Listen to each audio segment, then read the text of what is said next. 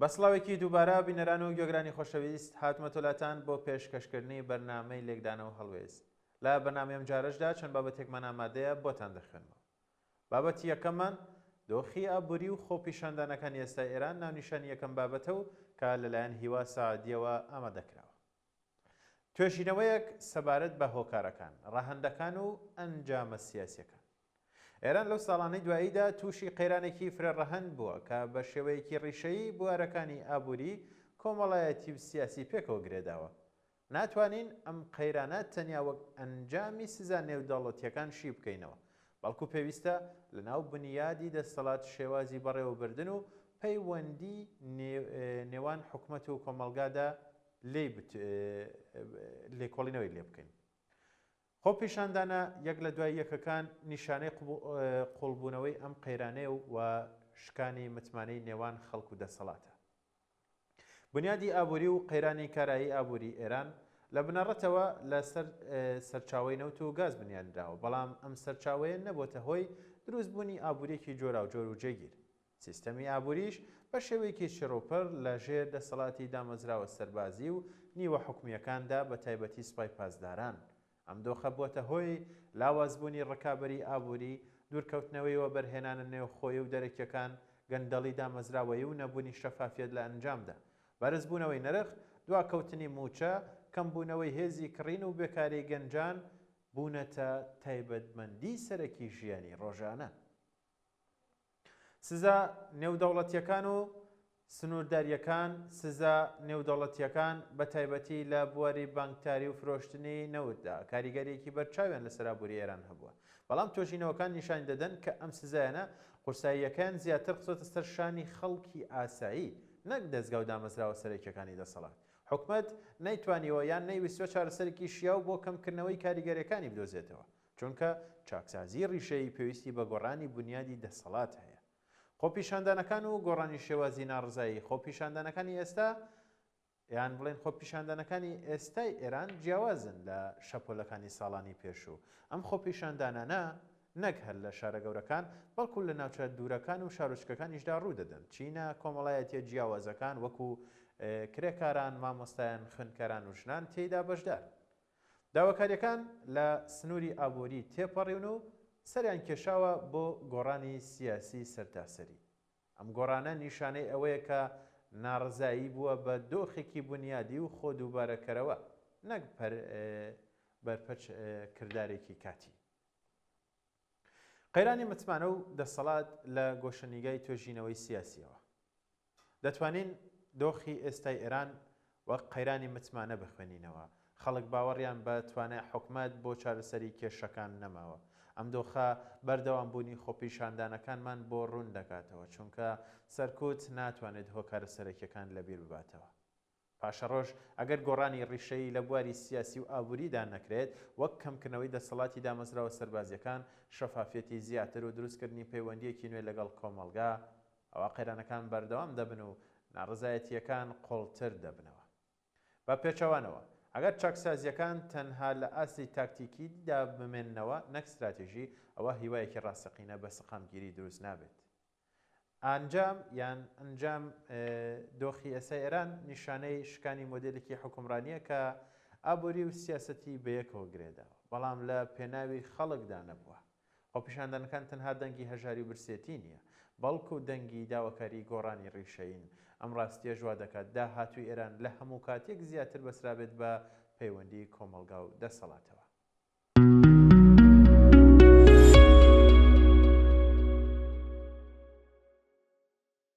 وەڵە بینەران، بابەتی دووەمیشمان بە ناونیشانی ئێران و ئیسرائیل لە گەڕێکی دیکەی شەڕدا، ئەم بابەتە کە لەلایەن هیوا سەید سەلیم ئامادەکراوە بۆتان دەخوێنمەوە.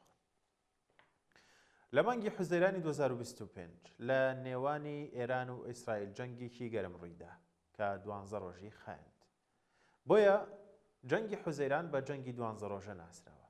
لەم جەنگەدا ئیسرائیل جگە لە ناوەندەکانی چەکی ئەتۆمی ئێرانی ژمارێکی بەرچاویشی لە زانای ئەتۆمی و فەرماندەی دیاری سوپای پاسدارانی کردامانج. لە بەرامبەردا ئێران بە موشەکەکانی لە ماوەی ئەو 12 ڕۆژە ئیسرائیلی بردومان دەکرد. دواتر بە فشارەکانی دۆناڵد ترامپ دوای ئەوەی وڵاتەکەی بە بردومانی فڕۆکە بڵێن دوو بنکەی گرنگی چەکی ناوەکی ئێرانی لە نەتەنز و فۆردۆ وێران کرد، هەردوو لایەنی شەڕەکەی ناچار بە ئاگربەست کرد. دوایەوە ئاگربەستە شەڕێکی سار لە نێوان ئێران و ئیسرائیل بەردەوامی هەیە. پێشبینیش دەکرێت ئەو شەڕە بە ستایلێکی دیکە دەست پێکاتەوە. لە دوایین سەردانی بنیامین ناتانیاهۆ سەرۆکوەزیرانی ئیسرائیل بۆ واشنتۆن و دیداری لەگەڵ دۆناڵد ترامپ، یەکەمیان چرای سەوزی ئەمریکای بۆ هەڵکراوە تا هەر کاتێک بخوازێت بەردومانی ئێران بکات. ئیسرائیل جگە لە شەڕ بە کوالتەکانی لەگەڵ ئێران لە هەریەک لە لوبنان و غەزە و سووریا و یەمەن پێی وایە لە شەڕی 12 ڕۆژەدا توانیوێتی هێزی سەربازی و سیستەمی بەرگری و موشەکی و تەنانەت ئەتۆمەکەی ئێران لاواز بکات. بۆیە لە ئێستادا ئیسرائیل مەبەستێتی لە ڕێگەی هاندان و وروژاندنی ناڕزایەتی ناوخۆیی لە ئێران فشار بخاتە سەر دەسەڵاتدارانی کۆماری ئیسلامی. بۆ ئەم مەبەستەش باشکرا پشتیوانی لە ناڕزایەتی ناوخۆیەکانی ئێران دەکات و وەک دەزانرێت ئێران لە ئاسی ناوخۆییدا تووشی داتەپینی بەهای دراوەکەی و گرانی بنزین و بێکاری بۆتەوە. بۆیە چەند ڕۆژێکە بە دەستپێشخەری خاوەنکارانی بازاڕی تاران گەڕێکی دیکەی ناڕزایەتی دەستی پێکردوێتەوە. تەوشمی ئەم ناڕزایەتیانە چین و توێژەکانی دیکەی ئێرانی گرتوێتەوە و بە تایبەت خوێندکارانی زانکۆ شایانی باسە جگە لە بەرفراوانبوونی ناڕزایەتیەکان لە نێو چین و توێژەکان. ناڕزایەتیەکان لە تاران پەڕیوەتەوە بۆ بەشی هەرە زۆری شارەکانی دیکەی ئێران. کارداوەنەوەکانی دەوڵەت لە بەرامبەر ناڕزایەتیەکان بریتە لە چوونە ژێرباری هەبوونی قەیرانەکانەوە. لە وارێشەوە مەسعود پزیشکیان سەرۆک کۆماردانی بە کێشەکانی وڵاتەکەی داناوە. ئەوەی ئێستا لە ئێران دەگوزارێت هەڵەیەکە بە دڵی ئیسرائیلە بەوەی ئەوەی لە شەڕە بە وەکالەتەکە و شەڕی 12 ڕۆژە لە دژی ئێران ئەنجامی 100% بەدەست نەهێنا. دەیەوێت لە ڕێگای ناڕزایەتی ناوخۆیی کۆتایی بەدەسەڵاتی ئێستای کۆماری ئیسلامی ئێران بهێنێت کە ئەمەیان بەشێکە لە استراتیژی تازەی ئیسرائیل لە ڕۆژهەڵاتی ناوەڕاستکە پشتیوانی ئەمریکا کاری بۆ دەکات. ئەماش ئەو بابەتە بوو کە بەم خوێندنەوە.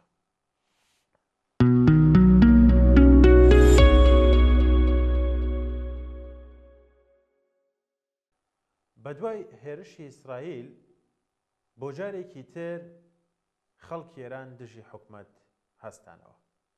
ئامادەکردنی بابەتە لەلایەن هاوڵاتی.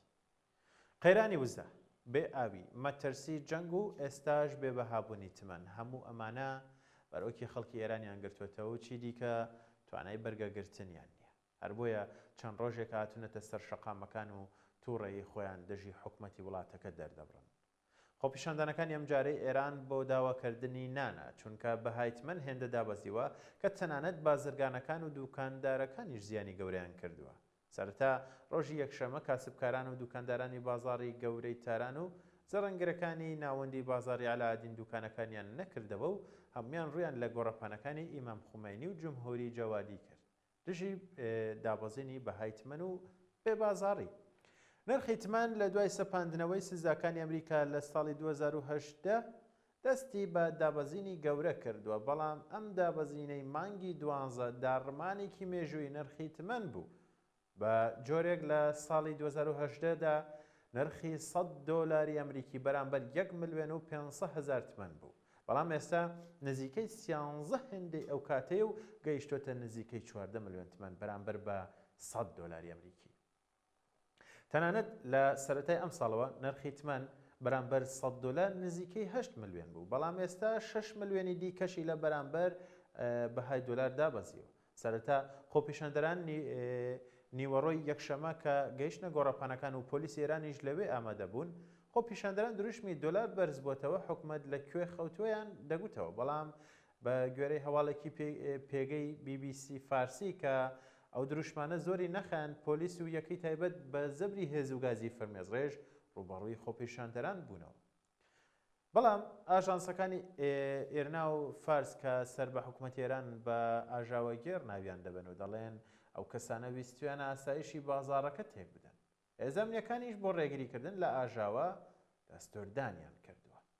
بە گوێرەی میدیاکانی ئێران ئەم دەستوردانەی پۆلیس زۆری نەخایاند و هەمان شەو خۆپیشاندان و ناڕزایەتی لە کۆڵان و شەقامەکانی تارانەوە سەری هەڵدایەوە و ئەم جارە ژن و گەنجانیش بەشداریان تێدا کرد. خۆپیشاندانەکان بۆ ڕۆژی دواتر فراوانتر بوو بە جۆرێک شارەکانی شیراز، ئیسفەهان، مەشهەد، هەمەدانیشی و کرماشانیشی گرتەوە. حکوومەتی ئێران هەنگاوێکی بەپەلەی ناو سەرۆکی بانکی ناوەندی محەممەد فەرزینی لە پۆستەکەی دوورخستەوە و عەبدولناسر هیممەتی خستە شوێنی. ئێوارەی هەمان ڕۆژ مەسعود پزیشکیان سەرۆک کۆماری ئێران لە پۆستێکی ئێکسدا ڕێگەیان داوام لە وەزیری ناوخۆ کردووە گوێر لە داواکاریەکانی خۆپیشاندەرات بگرێت و بۆ ئەوە کە کێشەکانیان بۆ چارەسەر بکەین. سەرەڕای بەڵێنەکانی حکوومەت و سەرۆکۆمەر خۆپیشاندانەکان بەردەوامن و خوێندکارانی زانکۆش هاتوونەتە نێو خۆپیشاندەران و هێز ئەمنیەکانی چوونەتە حاڵەتیان ئەو پەڕی ئامادەباشی خۆیانەوە. بە گوێرەی راپۆرتێکی ئاژانسی میدیایی ئێلنا خۆپیشاندان لە زانکۆی وڵاتەکە دەستی پێکردووە. هەرچەندە بەهۆی پچڕانی هێڵەکان ئینتەرنێتەوە زانیاریەکان وەک خۆیان ناگەنە میدیا جیهانیەکان، بەڵام بە گوێرەی راپۆرتێکی ئاژانسی هەواڵی چالاکانی مافی مرۆڤ و ڕێکخراوی هەنگاوکە هەیە، هیچ حاڵەتێکی کوشتن تۆمار نەکراوە بڵێن لە زانکۆکان، بەڵام دایان کەس بەهۆی دار و گازی فرمێزەژەوە بریندار بوون و سەدان کەسیش دەستگیر کراون.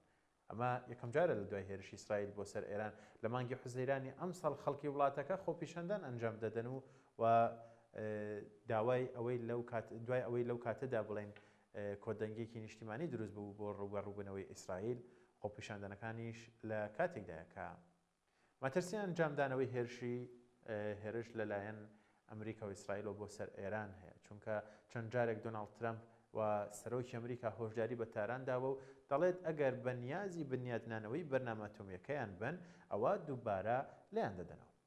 وەزارەتی ناوخۆی حکوومەتی ئێران بەڵێنی چارەسەرکردنی کێشەکانی بە خۆپیشاندەران داوە، بەڵام هێشتا خۆپیشاندنەکان هەر بەردەوامن.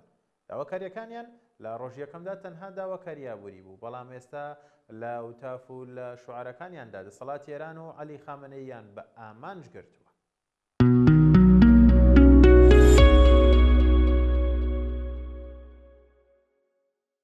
گەڕی دووەمی جەنگ نزیکە، ئەمەش بابەتێکی دیکەیە لەلایەن هاوڵاتیەوە ئامادە کراوە. بەپێی راپۆرتی زۆربەی میدیا جیهانیەکان ساڵی 2026 زاینی گەڕی دووهەمی جەنگی نێوان ئیسرائیل و ئێران دەست پێ دەکاتەوە و دەڵێن ئیسرائیل لە هێرشەکەی پێشوڕازی نییە و دەیەوێت ئەم جارە تونتور لە ئێران بداتەوە. چی دەگوزارێت؟ لە چەند هەفتەی ڕابردوودا بەرپرسانی ئیسرائیل دوودڵی و ترسی خۆیان بۆ ئیدارەی ترەمپ دەربڕیوە کە تاران خەریکی خۆبنیادنانەوەیە لە ڕووی بەرهەمهێنانی موشەکی بالیستیکی، بەهێزکردنی سیستەمی بەرگری و بنیادنانەوەی بەرنامەی چەکی ئەتۆمی. پێکەی ئاکسیۆسی ئەمریکی دەڵێت لە سەردانەکەی ئەم هەفتەی بنیامین ناتانیاهۆ سەرۆکوەزیرانی ئیسرائیل بۆ لای دۆناڵد ترامپ سەرۆکی ئەمریکا باسی هێرشکردنەوە بۆ سەر ئێران کراوە و لە کۆبوونەوەکەشدا ناتانیاهۆ بابەتەکەی وروژاندووە. بەرپرسێکی ئەمریکی بە ئاکسیۆسی ڕاگەاندووە باگەری زۆرە ترامپ پشتگیری هێرشەکە دەکات ئەگەر یەکلا بێتەوە ئێران هەنگاوی جددی دەنێت بۆ بنیادنانەوەی بەرنامە ئەتۆمیەکەی. تەنانەت لە دوای کۆبوونەوەکە ترامپ بە ئاشکرا وتی پێویستمە بیستومە ببورن ئێران خەریکی بنیادنانەوەی پرۆگرامە ئەتۆمیەکەیەتی و ئەگەر وا بێت ئەوە دیسان دەبێت لێیان بدەین و خاپووری بکەین. بەڵام میدیای ئیسرائیل باسی شتێکی دیکە دەکات و دەڵێت ترسی ئیسرائیل زیاتر لە بەرهەمهێنانی موشەکی بالیستیکی ئێرانە نەوەک بەرنامە ئەتۆمیەکەی. راپۆرتێکی ڕۆژنامەی تایمز ئۆف ئیسرائیل باس لەوە دەکات ئێران خۆی ئامادە کردوێتەوە بە شێوەیەکی فراوان موشەکی بالیستیکی بەرهەم دەهێنێت. لە جەنگی 12 ڕۆژەی هەردوولادا ئیسرائیل بە شێوەیەکی فراوان سەک و موشەکیەکان و سیستەمی بەرگری ئێرانی تێک دەشکاند و تێکشکاند. کەناڵی NBC نوێزی ئەمریکیش لە ئازاری بەرپرسانی ئیسرائیل لەوە ئاشکرای کردووە ئێران هەنگاو دەنێت بۆ بەرهەمهێنانی 3000 موشەکی بالیستیکی لە ساڵێکدا.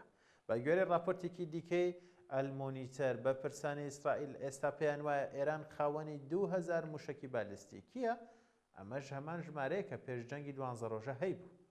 ئیسرائیل لە چی دەترسێت؟ لە جەنگی 12 ڕۆژەوە ئێران زیاتر لە 500 موشک و 1000 درۆنی ئاراستەی ئیسرائیل کرد، بەڵام سیستەمی بەرگری وڵاتەکە و سیستەمی بەرگری ئەمریکا زۆربەی ئەوانەی خستە خوارەوە. شیکەرەوانی ئیسرائیل باز لەوە دەکەن کە تەنها 38 موشکی ئێران لەو سیستەمانە تێپەڕیوە و کارەسەدێکی گەورەی دروست کردووە، چونکە 28 کەس کوژراون تێیدا، زیاتر لە 2000 ماڵ و 240 باڵەخانە ژوێران بوون. 13,000 ئیسرائیلیش لە شوێنەکانی خۆیان ئاوارە بوون. تایمز ئۆف ئیسرائیل دەڵێت لە گەڕی دووەمی جەنگدا دەبێت ئیسرائیل ئاگاداری سیستەمی بەرگری بێت چونکە ئەو موشەکانەی ئەمریکا بەرهەمی دەهێنێت بۆ بەرگری لە ئیسرائیل لە جەنگی پێشوودا بەکاریهێنا لە سەدا 25 ڕۆشتووە و تێچوویەکی زۆر گەورەشی هەیە کە 12 ملیۆن دۆلارە بۆ هەر موشەکێک.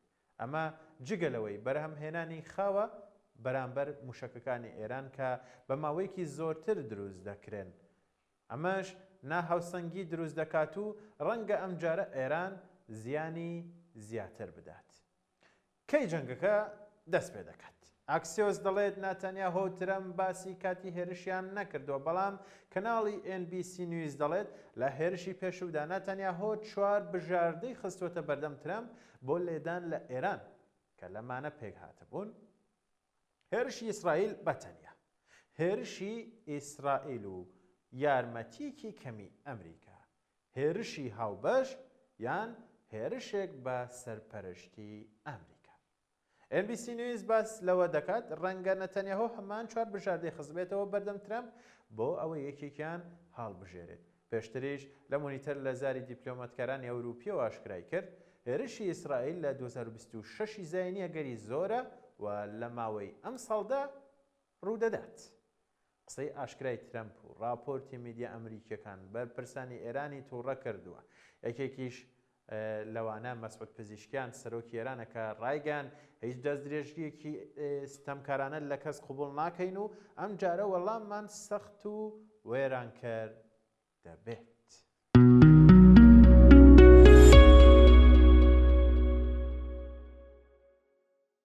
بەڵێ بینەران، ئەمەش بابەتەکانی ئەم جارەی بەرنامەی لێکدانەوە هەڵوێز بوو کە پێشکەش بە ئێوەی خۆشەویستم کرد. سپاس کە تاوەکو کۆتاییان بەرنامەیەش لەگەڵمانە بوون.